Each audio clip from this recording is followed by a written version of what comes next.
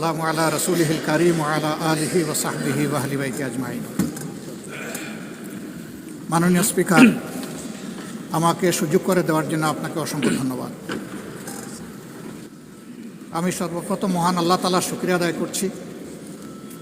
আপনাকে ধন্যবাদ জ্ঞাপন করার পাশাপাশি সারা দেশবাসী এবং বিশেষ করে আমার নির্বাচনী এলাকার সম্মানিত জনগণকে ধন্যবাদ এবং কৃতজ্ঞতা জ্ঞাপন করছি। তারাই আমাকে এবং আমাদেরকে এখানে কথা বলার সুযোগ করে দিয়েছেন তাদের মূল্যবান ভোটের মাধ্যমে। আমি গভীর শ্রদ্ধার সাথে স্মরণ করছি 47, 52, 71, 90 শাপলা চত্বরের সম্মানিত শহীদবৃন্দকে এবং ফ্যাসিস্ট আমলে 15.5 বছর যারা নির্যাতিত হয়ে দুনিয়া থেকে বিদায় নিয়েছেন, লড়াই করেছেন, আহত হয়েছেন, পঙ্গু হয়েছেন, আয়নাগরের বন্দী হয়েছেন, বিভিন্নভাবে যারা নিগৃহীত হয়েছেন, বিশেষভাবে আমি গভীর শ্রদ্ধার সাথে স্মরণ করছি 24 জুলাইয়ে যারা বুক চিতিয়ে লড়াই করে আমাদেরকে আজকের এই সংসদ গঠন করার সুযোগ তৈরি করে দিয়েছেন।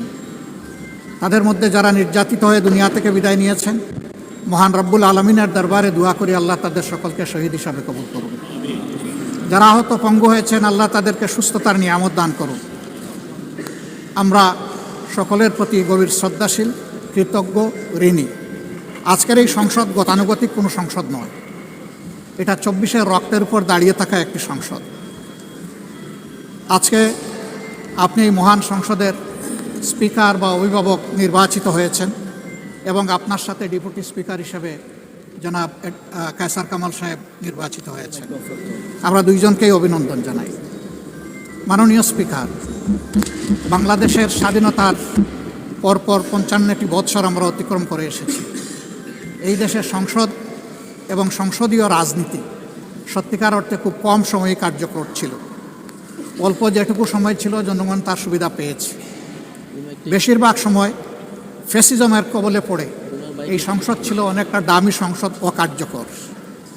এবং আপনি যে বিরল সম্মানে আজকে ভূষিত হয়েছেন, এই জায়গায় অভিভাবকত্বের দায়িত্ব যারা পালন করেছেন অতীতে, তারা নিজের উপর, সংসদের উপর, দেশবাসীর উপর, গণতন্ত্রের উপর, মানুষের অধিকারের উপর তারা সুবিচার অনেকেই করতে পারেননি।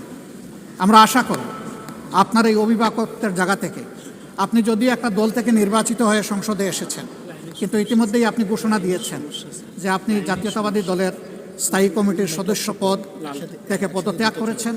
এখন আপনি সকলের। আমরা মনে করি আপনার কাছে সরকারি দল এবং বিরোধী দল আলাদা কিছু হবে না।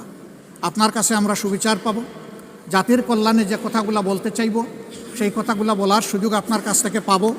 আপনার নেতৃত্বে এটি একটি গতিশীল সংসদ হবে, এটা আমরা আশা করতে চাই। আমরা আশা করতে চাই অতীতে যে মন্দ নজির সৃষ্টি হয়েছে বিভিন্ন সময়, এটি নতুন করে আর হবে না। আজকের এই সংসদে অনেক তরুণ সদস্য এখানে আজকে এসেছেন। আমিও বয়সে একটু বেশি হলেও আমিও তরুণ। আমার জীবনে এটা প্রথমে এই সংসদে ঢোকা, সুতরাং আমিও তরুণদের একজন। সেই তরুণরা যারা এখানে প্রাজ্ঞ আছেন, অতীতে যারা এই মহান সংসদের সদস্য বারবার নির্বাচিত হয়েছেন, তাদের কাছ থেকে আমরা ভালো কিছু শিখব।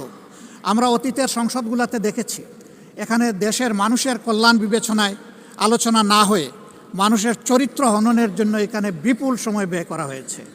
আমি আপনাকে বিনীতভাবে অনুরোধ করব, এই সংসদ যেন কারো চরিত্র হননের কেন্দ্রে পরিণত না হয়। আপনার কাছ থেকে কেউ সামান্যতম সুযোগও যেন এই ব্যাপারে না পায়। আমরা চাই এই সংসদ শুধুমাত্র জনকল্যাণে প্রতিষ্ঠিত হবে এবং পরিচালিত হবে। আমি আস্থাশীল, গভীর আস্থাশীল। আপনি একজন লড়াকু মুক্তিযোদ্ধা, আপনি পারবেন ইনশাআল্লাহ এই সংসদকে সফলভাবে নেতৃত্ব দিতে। আমরা আপনার সঙ্গত প্রত্যেকটি বিষয়ে কথা দিচ্ছি, আমরা আপনাকে সমর্থন দিব, সহযোগিতা দিব, আপনার জন্য দোয়া করব। আমরা আপনার কাছ থেকে শুধু ইনসাফ আশা করব। আপনি যদি এই সংসদের উপর ইনসাফ করেন, তাহলে 18 কোটি মানুষের উপর ইনসাফ করা হবে। কারণ রাষ্ট্রের গুরুত্বপূর্ণ 3টি অঙ্গের এটি হচ্ছে সবচেয়ে গুরুত্বপূর্ণ অঙ্গ। এই অঙ্গটা যখন সুস্থ সবলভাবে পরিচালিত হবে, বাকি 2টা অঙ্গ সরাসরি সেইভাবেই কাজ করবে। মাননীয় স্পিকার, আবার বলি, জুলাইয়ের রক্তের উপর দাঁড়িয়ে এই সংসদ, জুলাইয়ের একটা প্রত্যাশা ছিল, একটা মাত্র স্লোগান ছিল, উই ওয়ান্ট জাস্টিস। আমি আবার এটা এখন উচ্চারণ করলাম, উই ওয়ান্ট জাস্টিস। আপনার মাধ্যমে সমাজের সকল অসঙ্গতি, অন্যায়, অপরাধ, দুর্বৃত্তপনা এটা রাজনৈতিক হোক, অর্থনৈতিক হোক, সাংস্কৃতিক হোক, এই সবগুলার অবসান ঘটবে এই সংসদকে কেন্দ্র করে, এই প্রত্যাশা ব্যক্ত করে আমি আপনার সুস্বাস্থ্য দীর্ঘ হায়াত কামনা করছি এবং সফল নেতৃত্ব আমি কামনা করছি, যে আপনি অভিভাবক হিসাবে ইনশাআল্লাহ সফলভাবেই নেতৃত্ব দিবেন। আল্লাহ হাফিজ। আসসালামু আলাইকুম রহমতুল্লাহ।